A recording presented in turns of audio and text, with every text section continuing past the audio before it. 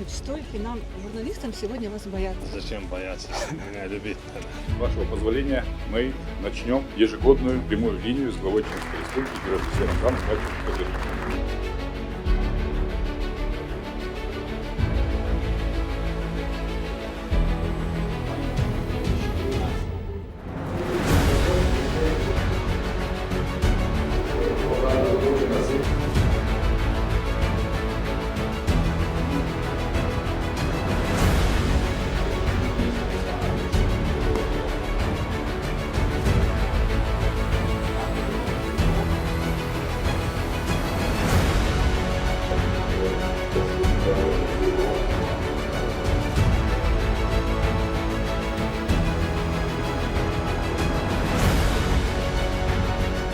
之後咧，其實攞獎全俾佢打起場，因為佢落晒呢啲全部都不走。